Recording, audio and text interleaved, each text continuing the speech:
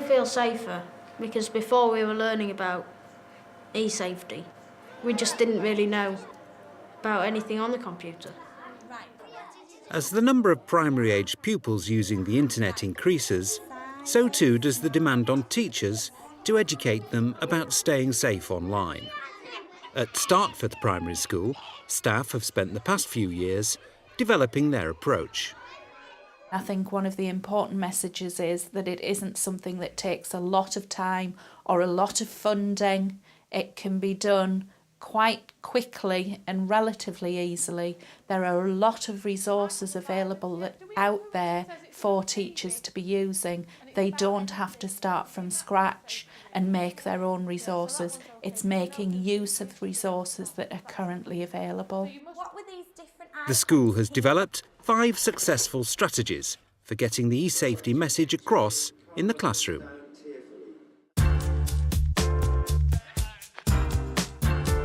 Make use of resources. We're going to watch 5 short films, but each of the 5 films has one important message. The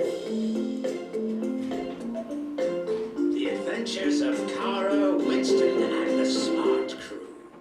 When I was planning the lesson, it was quite easy to find a lot of resources on the internet. The difficulty was then narrowing it down to choose which would be most appropriate with my class.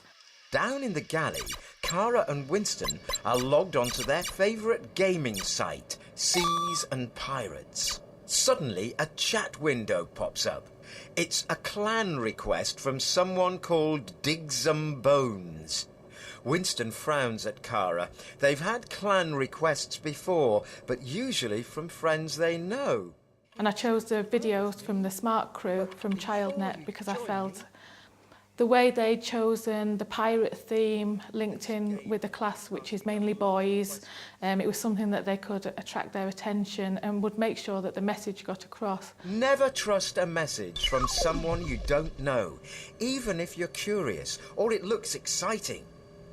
Let's take a look at what might have happened if they'd opened it. Although it's possible to do a lesson like that without the resource, you could do it with a teacher-led lesson. It's nice for the children to have a different resource to look at, and often it will raise questions from them that I might not have thought about and that they might not have come up with if we were just having a general discussion. Lewis? When you get this like a message from someone and it's saying something that you don't want to do or something, you have to tell someone and then just you have to cover it until someone comes. I think with any resource that you decide to use, it's important that you've obviously looked through it yourself and you work out how it can be used within your class. Different teachers using the same resource that I did with my lesson would use it in a completely different way.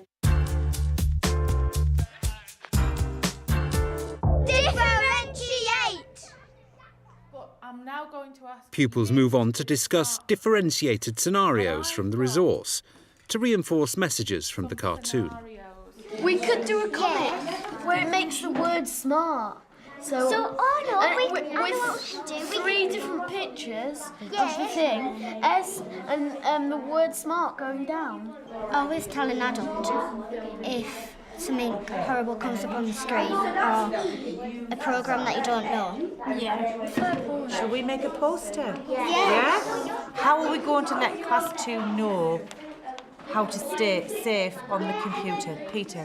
When you've got your email and you've made your own password, don't take it anywhere or tell anyone it. When the children went into groups, they were given the choice of which method they would like to use to get their message across. But I did suggest that the children who had the most difficulty would work on a poster together, and that way we'll not only end up with a range of resources, but it also geared the work towards what the children were able to do, because we did have some budding producers who are going to produce, Oscar-winning films. If we were doing a film, we could it could be going across with the signs saying on there. So we could have the sign. About the aliens. You could make the ship go past at the start. Never give personal information away and never rely on someone you don't know. Lots of people are quite worried about teaching e-safety, particularly to children who have special needs or to a wide-ranging ability. I believe that even the children who have got the most severe special needs, and I do have statemented children within my class, should be included within the e-safety lessons. Some of it will go through, they will get some of the message, they may not get it all, but they're included, and often it's those children that use the computers more, especially at home, but it's important to make sure we reinforce those messages all the time, because it will take longer for those children to understand what they need to do to stay safe. Use internet safety rules. We have safety rules in the classroom, so if we're on the internet we can just look at them so we know what to do when we're on it. You should have rules, because if there's something wrong comes up, like a rude picture or picture that you don't like, you don't know what to do, if you should just leave it or log off, but you should really tell an adult. That's why we have rules. If you have a rule, then you need to always keep the rule. And if you don't use the rule, then everything's going to go wrong. So far, can you remember? Key Stage 1 pupils remember the e-safety messages by creating their own online safety rules. And I want you to now talk to a partner and see how much you can remember. What did you have to tell your friends about being safe on the internet? Can you talk to your partner about it? I've learned that when you go on the internet, you should always tell an adult when you're going to go on something. I think rules are really important to children anyway. Generally, we have rules throughout the school and in the classroom, and they're very good at following them, and it is a real guide for them. And we've carried the same rules that we learnt in the first e-safety lesson across throughout all of them, and I'm getting the children used to using the rules in every e-safety lesson, and if they can remember them, they can use them at home as well. Lots of people have remembered lots of different things, so we're going to try and put it all together and see how much we have remembered about being safe. What tips could you give me then, Oliver? To not send your email or address. You don't want to give strangers your address, do you?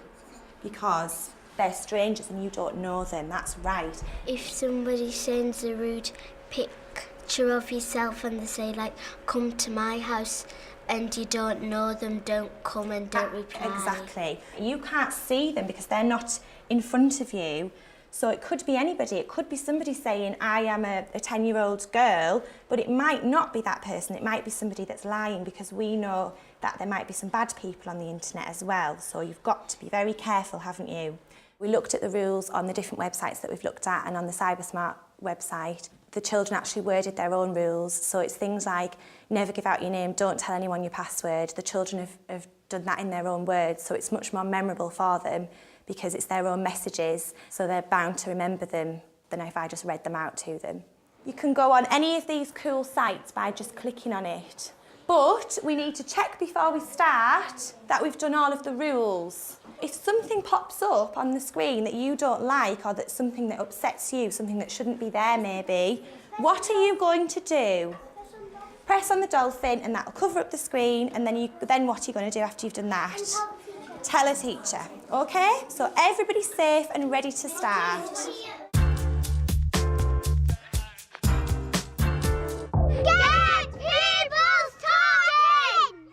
I want you to think back when we looked at the lesson that we did on the Grid Club. And if you remember, we looked at the Cyber Cafe, and the idea of that was to get across to you some of the safety messages when you're using the internet or any sort of modern technology. And there was a section on that which was called Smart Thinking. And I said to you, did any of you look at this section? And the ones of you that actually looked at it said, oh yeah, I had a quick look at it, but it was boring, so I clicked off it. What I'm going to do today, your challenge is I'm going to give each group, you're going to have a scenario. So I'll give you these sheets. What I want you to do within your group is just have a discussion about how you're going to do a role play. I'm trying to get them to think of the importance of the safety. I could easily stand up there and talk to them for half an hour, and giving this message to them. But I like to think, I'd much rather like them to get involved in their own learning, and so rather actually saying to them, this is a situation that you could have, this is what you should do about it. It's much better to say, if this happens, what are you going to do? What of the smart thinking messages do we need to concentrate on? Say he got messages, we could come into the classroom or something, and you ask us if we replied, and we say no, and then you say, well, that's the right thing to do, and then that way you can get across that you don't reply to messages. We need to think about all that in our role play. Stop them from being hurt on that website. Could like have a password. You have to have onto it, and like, make sure that no one's. But the thing is, well, they could have like seen all these as soon as they saw all these nasty things, taken them off the website. With something like the role playing and discussion there, I find it's a lot easier for me to just set something up like that up, and then I can just stand back and let them do the learning themselves. Can anyone go on this website? Well, we did have a password, but I passed it on to a few people, like half the school. so did I. Those half the school could have told anyone at their home, who could have told anyone anywhere in the world. Well, my website, nobody can put anything on it other than me. Well, so what's gone wrong here, Alicia? They've opened the website for the whole school to put stuff on. How have they done that? By giving out passwords. Previously we have just read stuff through and we just don't take it in. And with the role plays we get like 2-in-1 lessons really with the drama but we have to think about it, so it's much better and much more fun. I think it helps a lot, like you're actually thinking about what position people are in when that kind of thing happens to you, and it's better than just reading it and thinking, well, that happened and that's it. I also think that it's more real life. If you're sort of doing a role play, it's more that it's happening to you instead of telling you what happened to other people.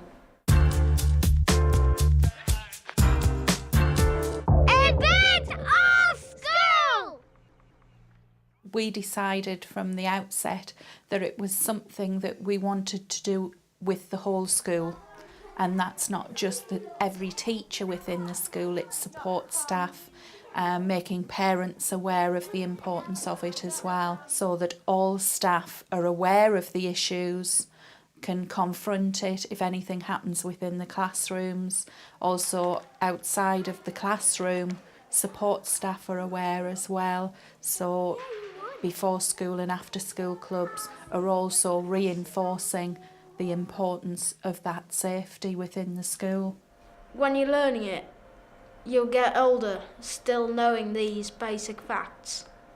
And when you do get older, you seem to need it more and more, because you would have mobile phones, you'd use the computer quite a bit more. And I think having these basic facts will keep you safe.